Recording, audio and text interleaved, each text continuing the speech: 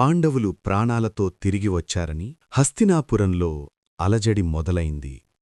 యుద్ధం జరగకుండా ఉండాలని భీష్ముడు విదురుడు నచ్చచెప్పడంతో ధృతరాష్ట్రుడు రాజ్యాన్ని రెండుగా విభజించాడు. కాని కుట్రబుద్ధితో పాండవులకు ఏ పంటలూ పండని, రాళ్ళూ రప్పలతో నిండిన కాండవప్రస్థం అనే ఎడారిలాంటి ప్రాంతాన్ని అప్పగించాడు.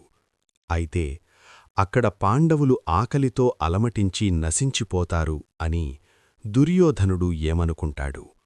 కాని పాండవుల వెనుక ఉన్నది సాక్షాత్తు ఆ శ్రీకృష్ణ పరమాత్మ.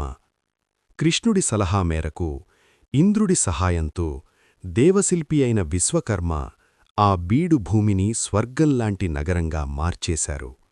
దానికి ఇంద్రప్రస్థం అని పేరు పెట్టారు. ఈ క్రమంలోనే జరిగిన ఖాండవ దహనంలో అర్జునుడు అగ్నిదేవుడికి సహాయం చేశాడు.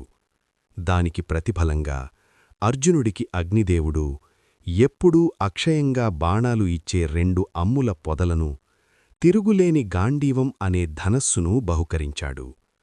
అదే సమయంలో ఖాండవవనంలో మంటల నుండి తప్పించుకున్న రాక్షస శిల్పి మయుడు కృతజ్ఞతగా పాండవుల కోసం ఒక అపురూపమైన సభామంటపాన్ని నిర్మించాడు.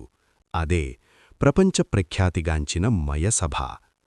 ఆ సభ ఒక మాయాలోకం.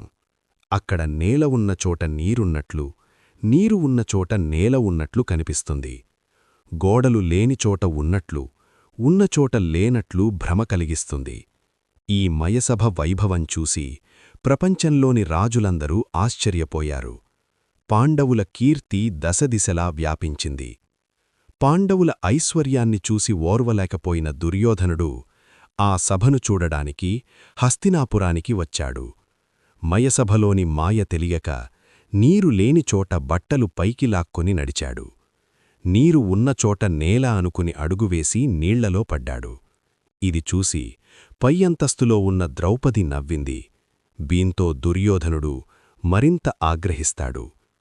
ఆ అవమానంతో రగిలిపోతూ హస్తినాపురానికి తిరిగి వెళ్లిన దుర్యోధనుడు పాండవులను సర్వనాశనం చేయడానికి మరో భయంకరమైన కుట్రకు తెరలేపాడు. అదే కురువంశ వినాశనానికి పునాది వేసిన మాయాజూదం. శకుని పన్నిన ఆ పాచికల ఆటలో పాండవులు ఏం కోల్పోయారు? ధర్మరాజు తన తమ్ముళ్లను, రాజ్యాన్ని, చివరికి భార్యను కూడా ఎందుకు పందెంగా పెట్టాడు? అవన్నీ మనం తరువాతి ఎపిసోడ్లో తెలుసుకుందాం.